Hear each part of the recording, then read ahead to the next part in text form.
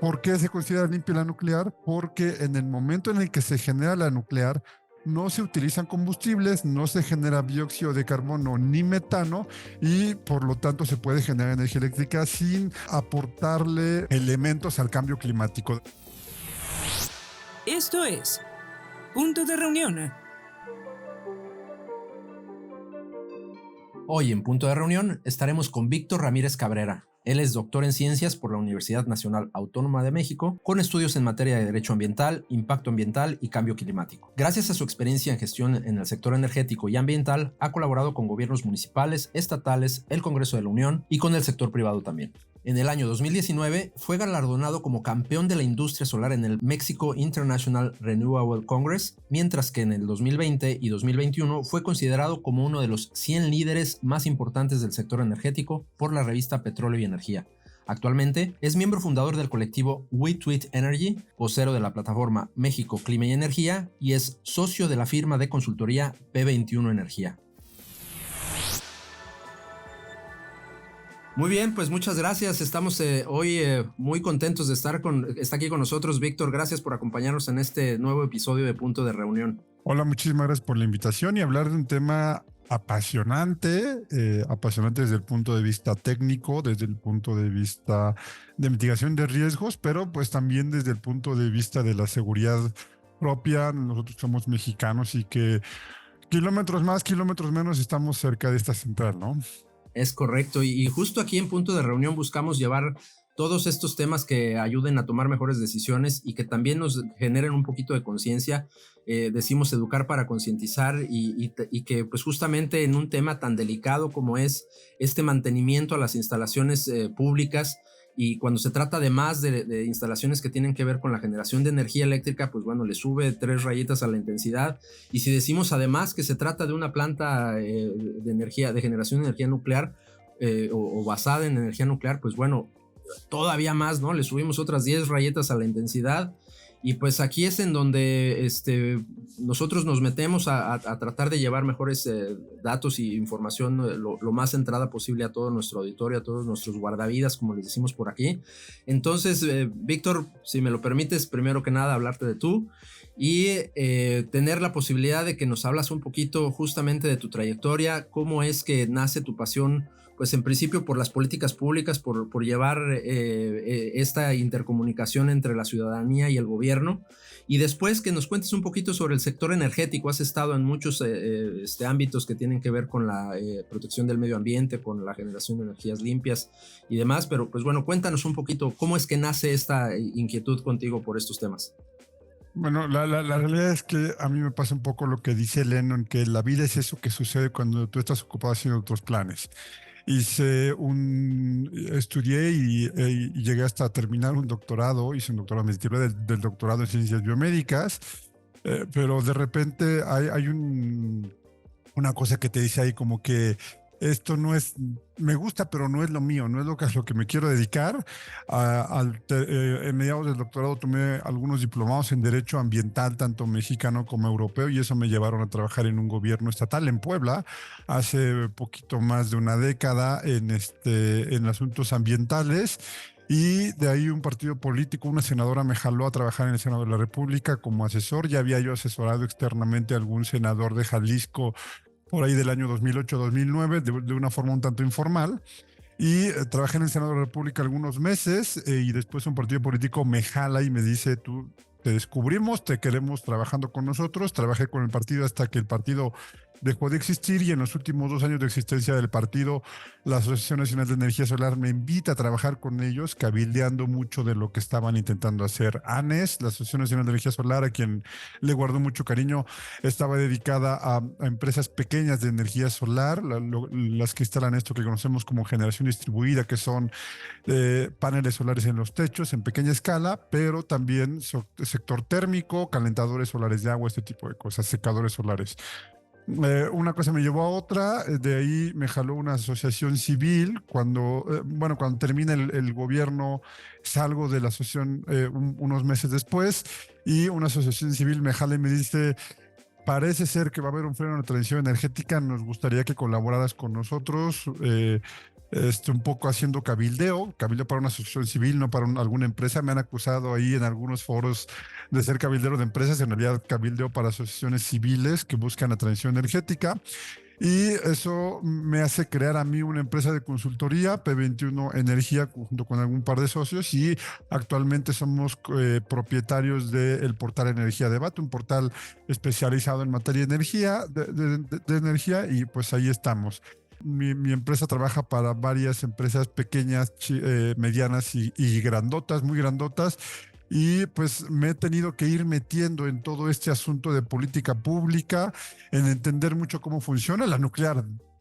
Tengo un hermano que es doctor en energía y con él entendí muchísimo de los detalles de la nuclear, pero digamos, esto sigue, es un mundo apasionante porque tiene que ver con economía, tiene que ver con finanzas, tiene que ver con derecho, tiene que ver con recursos naturales o con protección ambiental, tiene que ver con mucho de ingeniería, también tiene que ver mucho con la parte social, que hay muchísimos mitos en México.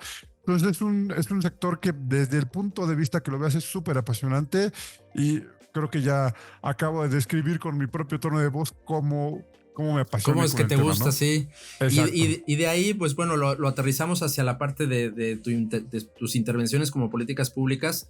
Y me gustaría generar un poquito más de contexto. Según expertos, la energía nuclear es una de las más limpias porque justamente al no utilizar energía que tenga que ver con, o producción de energía que tenga que ver con hidrocarburos, pues la hace de las más limpias. Efectivamente, la generación y la producción de esta energía es limpia, pero los riesgos que hay en torno a esto es en donde quizás exista mayor debate. Otra parte del Bueno, contexto, las tres partes de generación de energía, que es la hidroeléctrica, la termoeléctrica y la energía nuclear como tal o creada por dispositivos nucleares.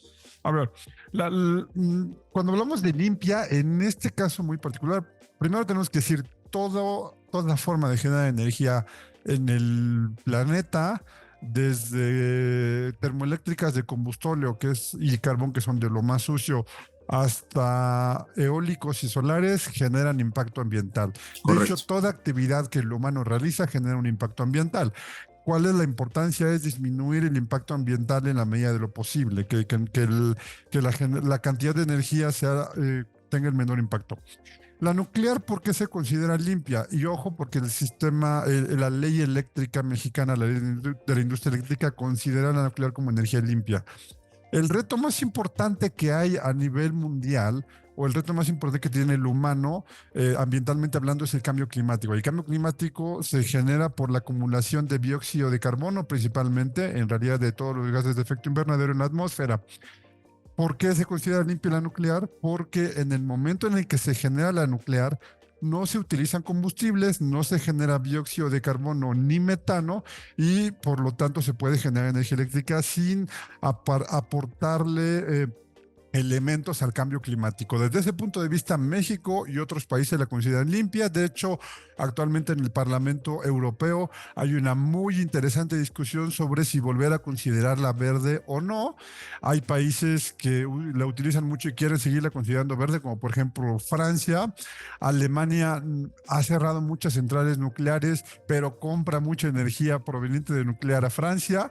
España tiene un gran debate porque tiene una capacidad instalada nuclear muy fuerte, pero el Partido Socialista, los socialistas buscan cerrar las centrales, cuando en realidad eso podría generar problemas porque no hay energía suficiente. Y si me apuras, hace tiempo platiqué con algunos asesores del Bundesrat, del Senado, digamos, de Alemania, y ellos, ambientalistas, por cierto, me decían, cometimos un error, y es que logramos cerrar antes las de nuclear que las de carbón, cuando, considerando cambio climático, primero teníamos que cerrar carbón y luego ir viendo cómo sustituíamos la nuclear. Pero Correcto. para muchos la nuclear es no solamente limpia, sino además muy segura, ¿no? Y ha sido un poquito basado en conocimiento, obviamente, pero un poquito ensayo y error, ¿no? Porque partimos de la idea de que la energía nuclear iba a ser la más eficiente o la que mayor producción iba a tener, y en casos como México, pues apenas genera un 5%, ¿no? Pero con tan solo 2 generadores, ¿no? O sea, comparado con lo que tenemos en otras áreas como termoeléctrica o hidroeléctrica, hay N cantidad de reactores que generan el resto, ¿no? Entonces, proporcionalmente quizás no haya punto de comparación por ahí. Ahora, Pasando a la parte que nos ocupa, que es esta trayectoria, más de 30 años, casi 33 años de historia de esta termoeléctrica aquí de Laguna Verde, este generador de energía aquí en Laguna Verde, en Veracruz, y que en esta trayectoria, en estos más de 30 años de producción, que se les dan los mantenimientos requeridos, que se les da el presupuesto para mantener como todas las instalaciones de la CFE, pues aparentemente algo está pasando, porque en los últimos 5 o 6 años incidentes, quejas, situaciones de los mismos trabajadores, pobladores de la zona han ido levantando la voz cada vez más, y entre ellos, pues bueno, tú has tomado este micrófono para levantar también la voz y indicar que algo está pasando. Entonces me gustaría que nos contaras un poquito de ese contexto ya más particular en Laguna Verde. Ok, lo primero es que quisiera poner una cifra que escribí la semana pasada en mi columna de Energía Debate, solamente para poner en contexto qué tan segura es la energía nuclear.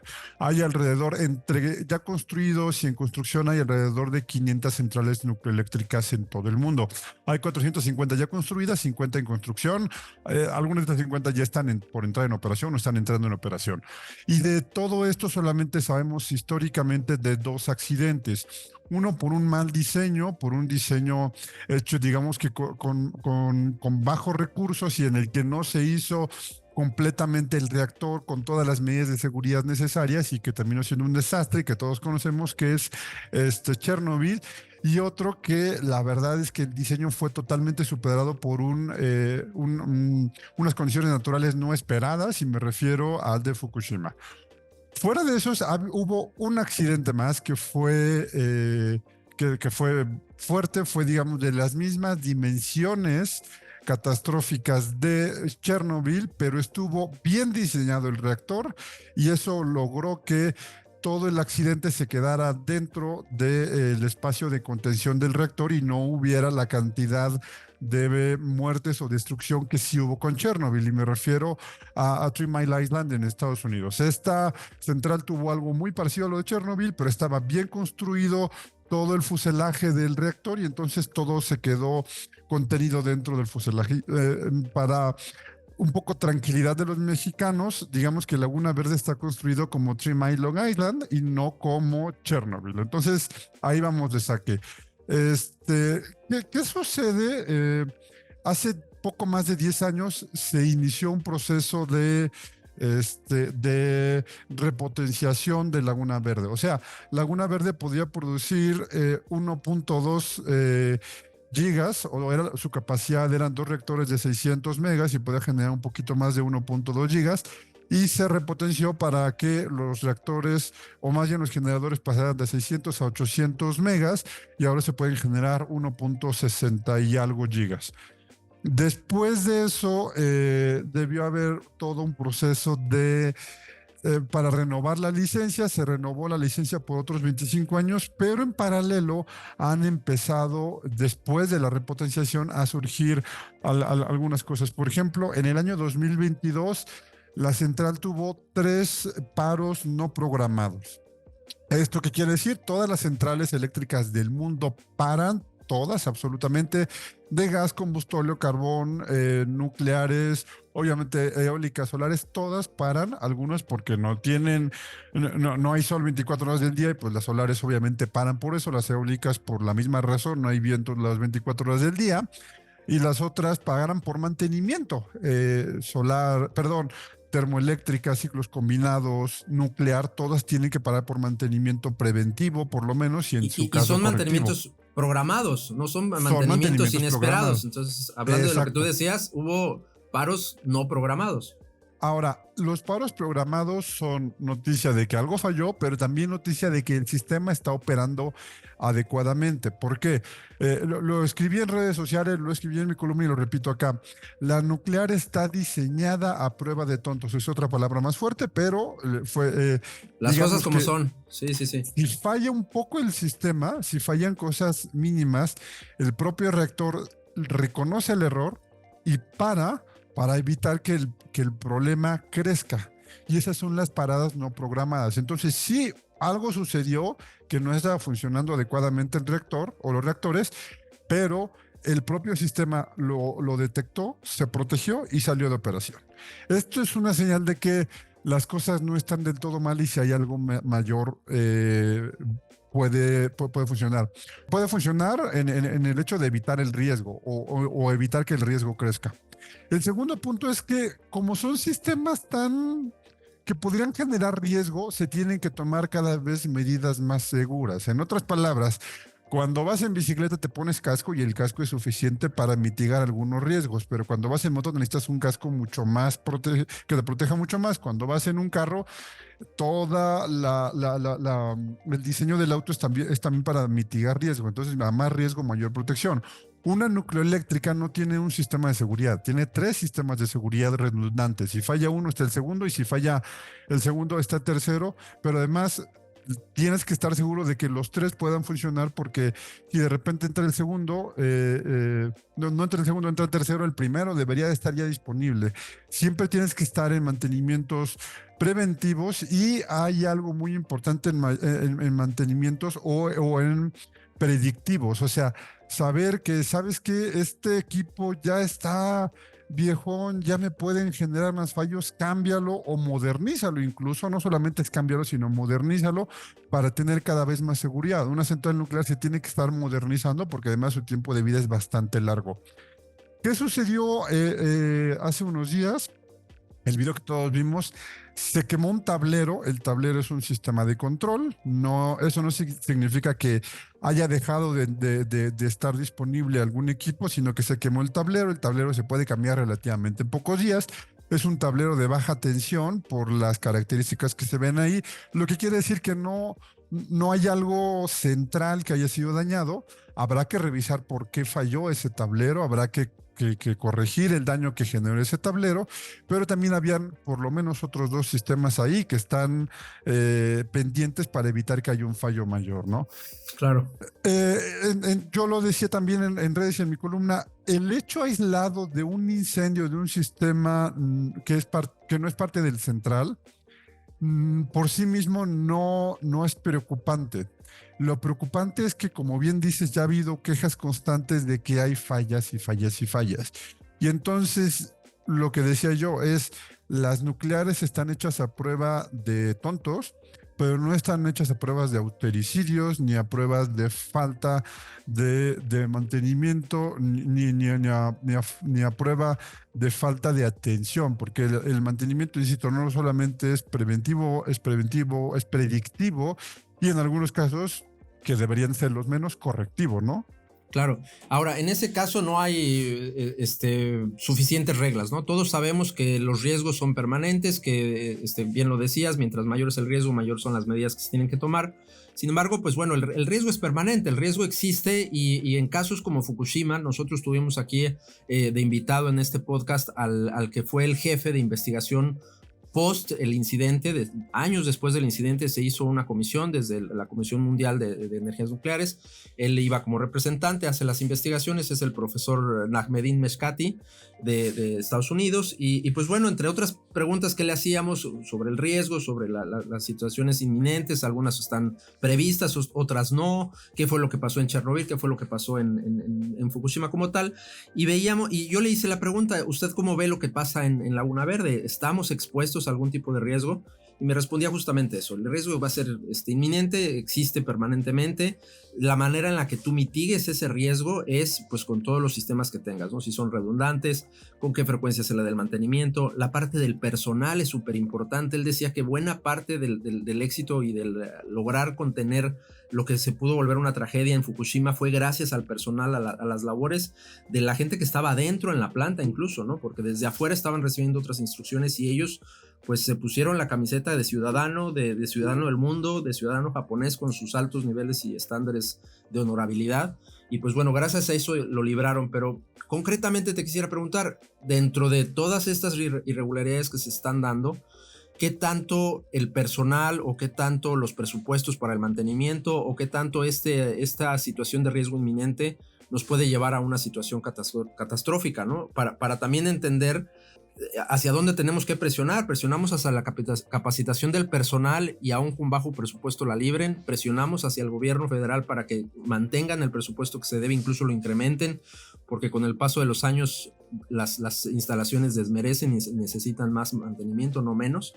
O bien la ciudadanía, ¿no? Estamos Laguna Verde está más o menos a 100 kilómetros de la zona conurbada de Veracruz, Boca del Río, está más o menos a 100 kilómetros de Jalapa y a menos de 400 kilómetros de la Ciudad de México, y eso podría ser catastrófico por las distancias. Bueno, primero lo catastrófico, te digo que afortunadamente está Laguna Verde, es una central, por lo menos la sugerencia es que bien construida. Espero que también haya el mantenimiento adecuado al edificio de contención del reactor. Aquí hay que apostarle a todo. La realidad es que, insisto, mientras más complejo sea un sistema, más tienes que invertir en la seguridad de ese sistema, ¿no? Nadie te pide que tengas un seguro de daños a terceros cuando vas en la bicicleta, pero sí hay estados que te piden seguro de daños a terceros cuando vas en un auto, ¿no? ¿Por qué? Porque los riesgos son mayores. Hay que apostarle a todo. Primero, una central nucleoeléctrica debería de tener gente bastante bien capacitada. Y no es un asunto de que ya es un ingeniero y ya tiene una maestría, ya no, no, no. Ellos tienen capacitación constante.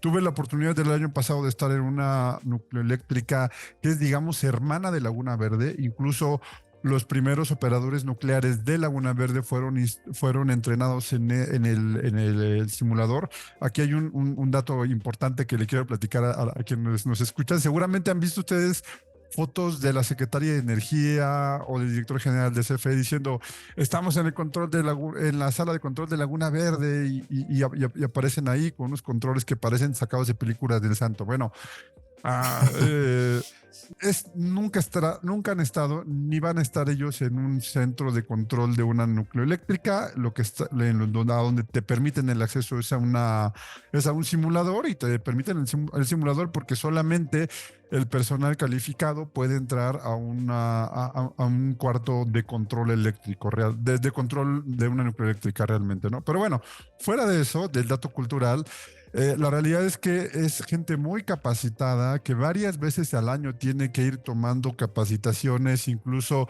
se les hacen, digamos, que pruebas en estos simuladores y todo el tiempo están ahí con ello.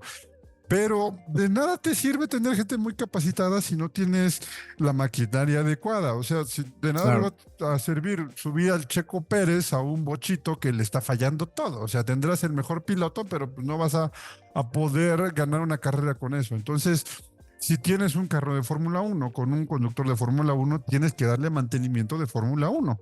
Y eso es una nuclear, es una central que sí puede ser muy eficiente, que te puede dar muchísima energía limpia, pero que si no tomas las condiciones de seguridad necesarias, te pueden dar problemas. Y recuerda antes, cuando había un accidente en Fórmula 1, antes de que tuvieran este famoso halo, pues habían muchos accidentes bastante graves, ¿no? Y ahora el halo le salva la vida a los pilotos, ¿no? Igual, tienes que tener inversión en ambas cosas, en mantenerlo seguro, en garantizar la operación segura y también en capacitar a la gente. Creo que es de las cosas en las que no puedes escatimar gastos, porque si puedes tener una super central muy segura, entregando energía limpia, con costos relativamente bajos, o puedes tener ahí un problema latente, ¿no? Y creo que el reto debería de ser invertir lo suficiente para tenerla en buen estado, y que este tipo de cosas no se vuelvan hechos aislados que se vayan acumulando y que nos hablen de un peligro potencial ahí, ¿no? Sin duda, y sobre todo porque como ciudadanos nosotros aquí en el puerto pues queremos estar enterados, pero no solamente nosotros. Algo que también nos decía el profesor Nakmedin es que en caso de un incidente, pues el impacto puede ser a kilómetros de distancia, ¿no? A cientos y a miles de kilómetros de distancia, y por ello también la comunidad internacional está muy al pendiente de que no suceda nada. Pero regresando al punto... Te voy a dar dime. un dato interesante de por qué toda la comunidad internacional está atento y por qué es tan fuerte la intervención de la Agencia Internacional de Energía Nuclear. Te platicaba yo que hace unos meses estuve en una central nucleoeléctrica en Europa, y nos decían ellos, todas las centrales nucleoeléctricas, absolutamente todas, llevan un control de la radiación que hay alrededor. Y no solamente lo llevan desde ahorita, sino 10 años antes, o cuando se empieza a construir el reactor y que no ha llegado nada de combustible radioactivo. 10 años antes se empiezan a tomar medidas, y todo el tiempo están tomando medidas para saber que la operación de la central está bien y que no se incrementa la radiación. Pero pues, todo esto te permite medir muchísimas cosas. Entonces, por ejemplo, esta central en España detectó un incremento en la radiación algún tiempo después del accidente de Fukushima. ¿Eso qué quiere decir? La radiación que se liberó en Fukushima no solamente tuvo efectos ahí y en algunos Ya cientos de se estaba kilómetros moviendo. alrededor, sino en todo el mundo. Entonces, pues sí, todas las centrales nucleares son un asunto de seguridad mundial, no solamente nacional. Claro, claro, claro. Estamos todos de la mano. Entonces, pues bueno, regresando a la participación que tú estás teniendo tan activa y que, pues bueno, hiciste esta observación de este panel eléctrico, se volvió viral, lo retuitó por ahí el expresidente Felipe Calderón, algunos personajes del mismo Congreso, obviamente opiniones a favor y en contra, el mismo presidente en su mañanera, creo que un día o dos después salió a decir que todo esto eran mentiras. Pues más allá de que sean mentiras o no, yo creo que si nos basamos en lo que ya son hechos, que es esta repetición de incidentes, ¿qué sigue? ¿Qué tenemos que hacer como ciudadanía? ¿Qué están haciendo ustedes desde el Congreso? ¿Qué están haciendo organismos privados que tienen que ver con el mantenimiento, el servicio, General Electric como el creador y el manufacturero de este reactor?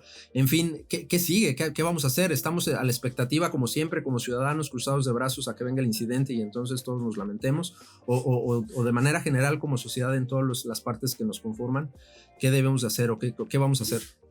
Bueno, lo primero que hay que hacer es tener información certera, porque el problema es que todo lo que vino fue información de alguien que estuvo ahí, que tomó video, que no estuvo en el edificio central, porque en el edificio central no hay celulares, pero bueno, que estuvo en alguno de los edificios y que que vio un problema, ¿no?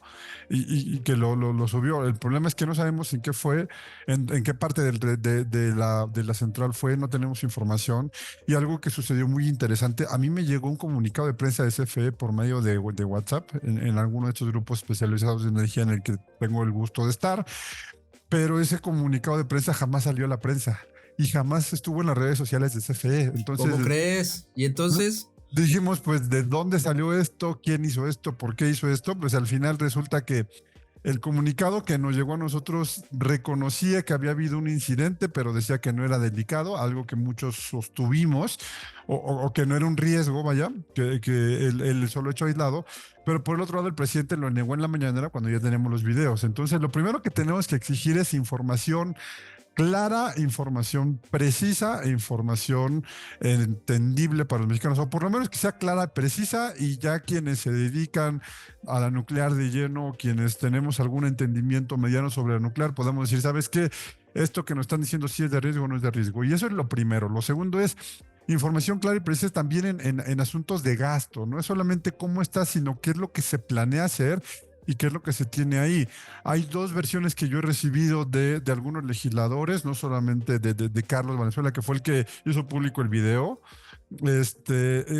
sino que hay algunos legisladores que me dicen, hay dos problemas en Laguna Verde. Uno es que no hay presupuesto, no se han hecho recortes al presupuesto de mantenimiento, y el otro es que hay subejercicios en el presupuesto. Y eso está de la fregada, porque si de por sí te están haciendo recortes que no deberían suceder, además no estás ejerciendo todo lo que Lo que deberías sí de ejercer. tenías. Exacto, pues... Un dato particular, en el presupuesto de Veracruz le sobró un montón de lana que le regresaron a la federación, y yo no sé si eso se hubiera podido utilizar para mejorar los caminos que existen entre Laguna Verde y las zonas de mayor afluencia, porque son caminos ni siquiera secundarios, son caminos terciarios con una cantidad de baches que pues bueno, esto parece zona de guerra. Si hay un accidente en este trayecto, en esta carretera, como es de un solo carril de ida, uno solo de vuelta, la asistencia tarda horas en llegar. Entonces yo no me quiero imaginar, en caso de una situación, la tragedia que se va a volver, el cuello de botella que se va a volver, no solamente para que salga la gente y busque resguardo, sino para que entre las fuerzas que necesitan asistir, hablando de presupuestos subejercidos, ¿no? Hay un punto muy importante ahí, por ejemplo, ese tipo de asuntos que son riesgos causados por la propia nucleoeléctrica ni siquiera tendrían que estar a cargo de los gobiernos estatales. El gobierno estatal tiene protección civil y tiene que tener siempre las medidas adecuadas. Sin embargo, esto que es un riesgo provocado por la propia central es quien debería de correr con estos gastos de mantener a la población que está alrededor segura, ¿no? Y por lo tanto, caminos y todo eso, en teoría, además, si es para como dices, llegada de equipos de emergencia de seguridad, también deberían de estar mantenidos por esa parte. Entonces, eso es algo que muy importante. Pero además, sí, si hay subejercicio, la verdad es que el asunto es complicado. En materia de seguridad difícilmente van a sobrar recursos, y si están sobrando es que alguien no está haciendo la tarea como debe, ¿no? Claro. Me gustaría ir cerrando y pues bueno, además de agradecerte la participación aquí con nosotros, que hiciéramos un pequeñísimo ejercicio ya de 2 minutos para que sea rapidísimo y podamos terminar, en donde yo te digo una palabra y tú me digas lo primero que pienses. ¿Cómo ves? Adelante. Universidad Nacional Autónoma de México. Alma mater. Energía nuclear. Limpia, de futuro, pero hay que tener mucho, hacerlo bien. Energía renovable. Futuro, presente. Los mexicanos como ciudadanía. Hay que crear ciudadanía. Educación. Necesaria para crear ciudadanía. Políticas públicas. No pueden ser ocurrencias. Gobierno federal. Debe recuperarse sus capacidades. Catástrofe. Gobierno federal. Súper, me encantó. Pues quisiéramos ya nada más para que nos dejaras con un último mensaje, tus últimas palabras, pues en un contexto de un tema que tiene muchísimo de dónde cortar y que sabemos realmente poco, y que pues para todos nuestros escuchas, para toda nuestra comunidad de guardavidas, como les decimos aquí, pues que se lleven esa último detallito de información para que por lo menos se sientan tranquilos o con un poquito de esperanza a que no todo está tan mal. ¿Qué les dirías? Que les diría, primero que ahorita en este cuestionario rápido lo decíamos, hay que generar ciudadanía, y para la ciudadanía es necesaria la educación, pero también la información. Entonces, creo que en este momento yo no diría que veo un riesgo mayor, pero hay que, como ciudadanos responsables, buscar nuestra seguridad, y eso es pelear por tener la información, y que las instalaciones no solo nuclear, sino de cualquier tipo sean lo más seguras posibles, y tenemos que aportar nuestro granito de arena ahí. Yo no metería las manos al fuego por ninguna central eléctrica, todas tienen sus peros, y creo que en realidad lo que tenemos que hacer es trabajar para que esto sea lo más seguro posible, ¿no?